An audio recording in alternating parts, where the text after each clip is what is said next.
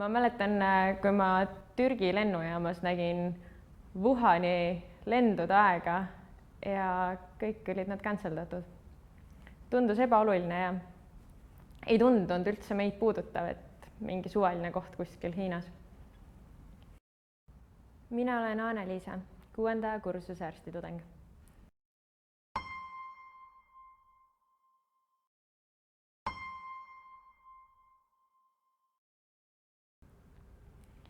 Tahtsin esimest korda minna koroonaosakonda tööle aprillis 2020. Kirjutasime sõbraga Saaremaale, et tahaksime tulla abiõdedeks. Aga meile öeldi, et me oleme tol hetkel alakvalifitseeritud. Ei olnud kumbki õena töötanud. Aeg läks edasi ja tulid uued nakatumised, tuli uus laine. Ja korraga oli uuesti sihuke surve, et nüüd peaks minema. Nüüd on vaja minna. Kirjutasin siis ise Ida-Viru Keskhaiglasse. Ja nad küsisid, et kas ma tulen täna või ma saan tulla homme. Nad ei küsinud, et kas ma kõlban, nad uskusid, nad kohe võtsid mind avatult vastu. Nende ainult küsimus oli, et kas ma tulen täna või ma tulen homme.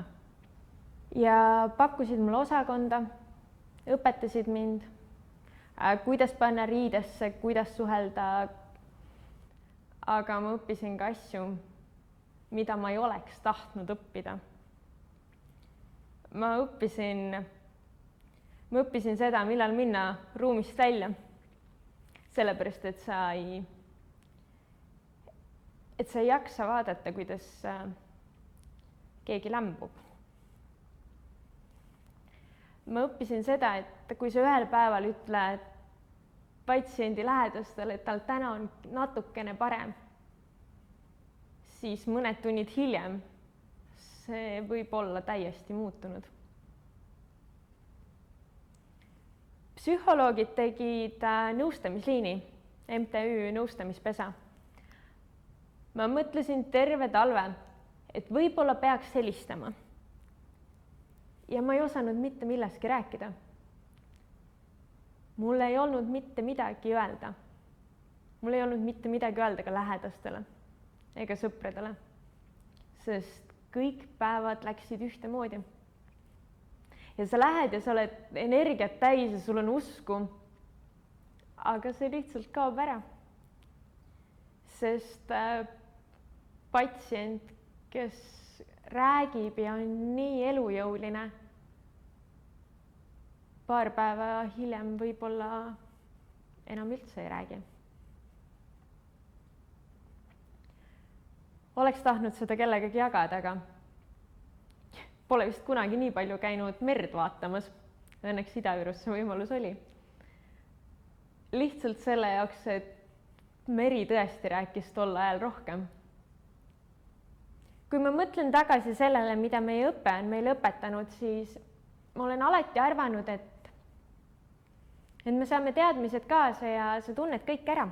Või et sul on ikkagi need teadmised, millele toetuda. Aga korraga olid seminarid kodus. Sul ei olnud toetavat rühma, kollektiivmälu. Meenutust, et mäletate küll see patsient, kellel oli punane lööve või imelik kuulatlusleid kopsus. Kuidas sa tuletad haigusi meelde selle järgi, et ma olen sellist patsienti näinud või ma olen sellist põnevat haiguslugu lugenud. Ja korraga kuulatus ja lihasmälu lihtsalt kadusid.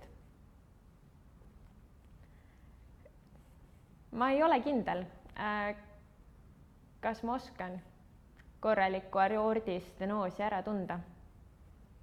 Minu sisehaigused olid veebis ja minu sisehaiguste praktikatsükkel on taaskord COVIDis. Ma ei tahtnud minna tagasi COVID-osakonda.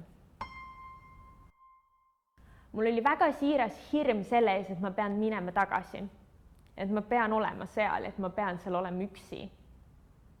aeg kulgeb seal osakonnas omamoodi. ma imetlen iga õde ja hooldajat, kes seal osakonnas on.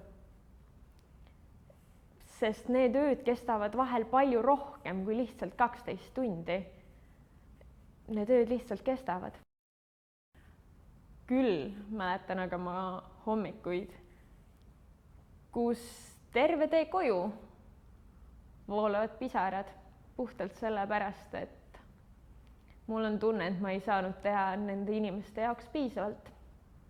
Nende inimeste jaoks, kelle jaoks ma haiglas töötan. Ka praegu, kui mul on patsiendid, keda ma iga päev käin vaatamas, tekib mul mõnel õhtul tunne, et nüüd ma pean minema vaatama osakonna nimekirja lihtsalt selle jaoks, et mul on tunne, et äkki teda nüüd enam ei ole.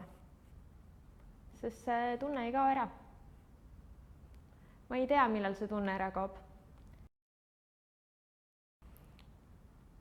Nii kaua, kuni ma selgelt olen midagi tahtnud, olen ma ikkagi armastanud meditsiini ja pidanud seda ihaldusväärseks, põnevaks ja erialaks, mida aina edasi uurida ja õppida. Aga üha enam leian end õhtuti mõtte ees, et miks ma ikkagi seda teen. Miks mul on seal vaja olla? Sest ma ei ole lihtsalt arstitudeng või abiarst. Mul on tütar, mul on õde, mul on tädi. Ja mida rohkem ma veedan aega haiglas, seda vähem ma olen oma lähedaste jaoks tütar, seda halvemana ma tunnen ennast õe rollis ja seda vähem näevad pisikesed mind tädina, sest ma olen haiglas. Ja vahetused ei saa mitte kunagi otsa. Neid tuleb järjest juurde. Ma peaksin lõpetama kevadel. Ja täna ma ei tea täielikult, kas ma tahan saada arstiks, kas ma tahan töötada arstina, sest mul on hirm. Ja see hirm ei kao ära. Aga on neid hetki, kus sa saad saata 98-aastase memme koju tagasi ja siis ta lehvitab sulle sealt ratastoolist, millega teda haigla välisukse poole viiakse. Ja selleks üheks hetkeks lähevad kõik muud asjad meelest ära, sest ta on kellegi vanaema, kes just läks krapsakalt koju. Ja siis ma tahan haiglas olla. Siis ma tean, miks ma tahan haiglas olla.